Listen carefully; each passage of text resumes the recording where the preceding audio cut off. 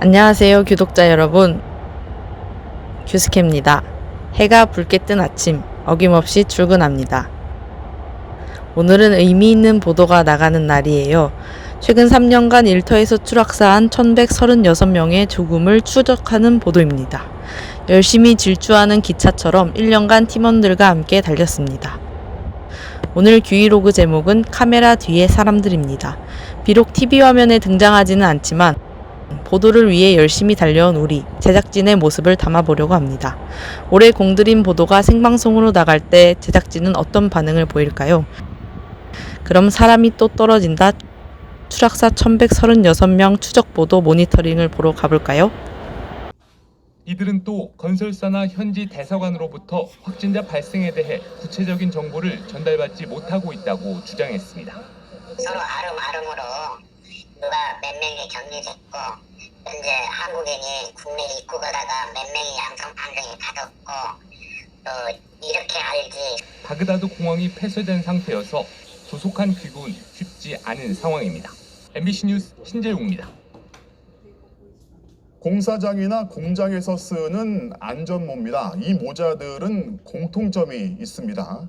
노동자와 함께 추락을 했다는 그의 마지막 순간을 함께 했다는 겁니다. MBC는 가장 흔하면서도 가장 후진적인 산업재해, 추락사를 통해서 우리 사회 노동 현장이 얼마나 위험한지 점수를 매겨보려 합니다. 최근 3년간 추락사한 1136명의 죽음을 하나씩 부검했고 그 결과를 오늘부터 연속 보도합니다. 먼저 추락사로 고통받는 산자들의 이야기를 김세로 기자가 취재했습니다. 해운대를 앞마당에 둔 부산 최고층 빌딩 LCT입니다. 공사가 한창이던 2018년 3월 55층에서 유리 외벽을 설치하던 노동자들이 추락했습니다. 벽에 붙어있던 이동식 작업대와 한꺼번에 떨어진 겁니다. 작업대에 타고 있던 3명을 포함해 4명이 숨지고 6명이 다쳤습니다.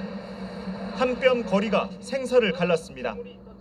혼자 옆 작업대에 안전벨트 고리를 걸어 목숨을 건진 김효완 씨. 그 순간에는 이제 죽는구나 이렇게 생각했는데 저는 마침 또 안전벨트 때문에 걸려가 달랑거리고 있고 200m 높이에 매달려 끔찍한 상황에 몸서리쳤습니다. 밑에를 쳐다보니까 아래로 보니까 그 동료들이 내려가면서 막 발버둥 치면서 막 살랐고 하는 그 모습들이 지금도 안 아프고. 김 씨는 극심한 외상 후 스트레스 장애로 병원을 드나들고 있습니다. 심장이 뛰고 막 몸을 못 움직이겠더라고요. 숨도 못 쉴 것 같고. 그런데 이제 그런 현상들이 아직도 있습니다.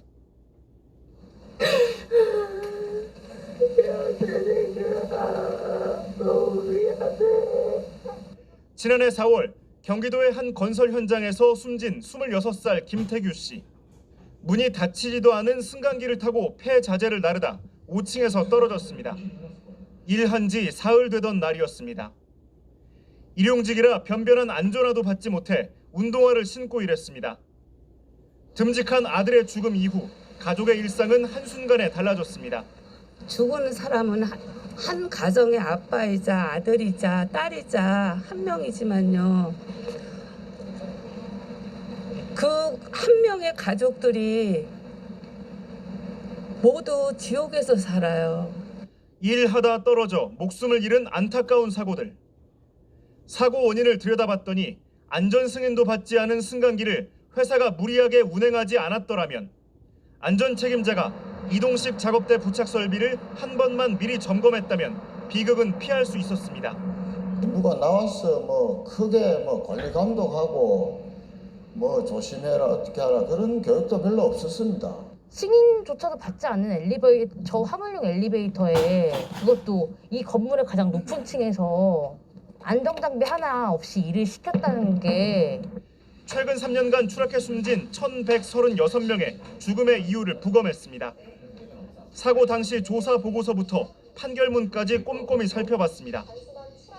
생명줄인 이런 안전벨트라도 걸었다면 살 수 있었지만 그럴 수 없었던 노동자가 600명이 넘습니다. 안전벨트를 못 받았거나 있어도 고리를 걸 데가 없어 무용지물이었습니다. 천여 건은 추락 방지 그물이나 작업 발판, 안전 난간 같은 안전시설이 없었습니다. 모두 법이 정한 사업주나 회사의 책임입니다. 최소한의 안전장비인 안전모 하나 받지 못한 채 숨진 노동자만 해도 177명에 이릅니다. MBC 뉴스 김세로입니다.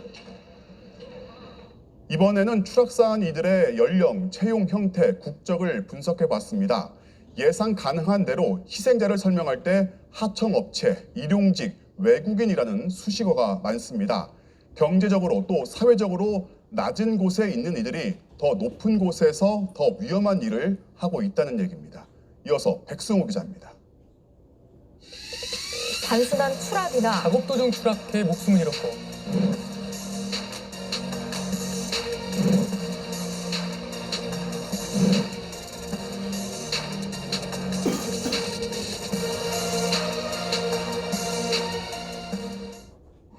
서울 강남 한복판의 11층짜리 빌딩 공사 현장.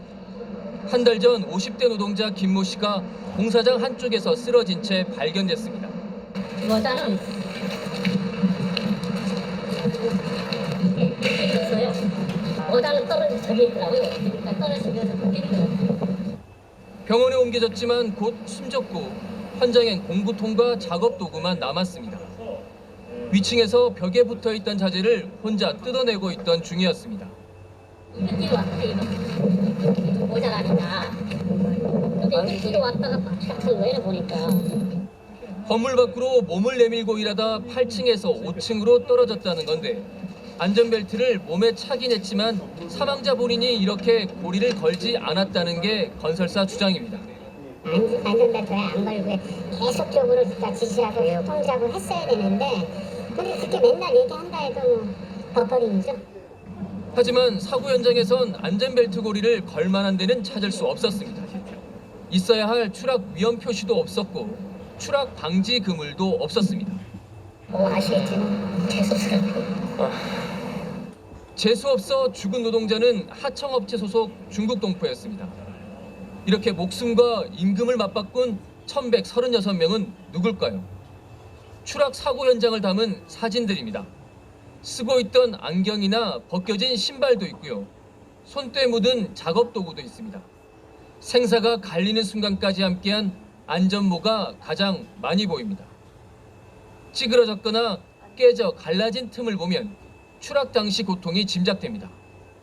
이제는 유품이 된 이 안전모의 주인은 31살 송현준 씨.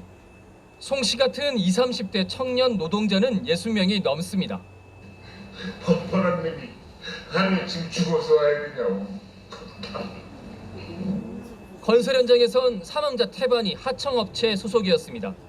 1층에서 지하 6층으로 떨어져 숨진 58살 최모 씨도 하청 노동자였습니다. 하루 일당 20만 원에 목숨을 내놓은 일용직은 너무 많습니다. 모두 786명. 일용직 57살 양모 씨도 공장 지붕을 수리하다 12m 아래로 떨어져 숨졌습니다.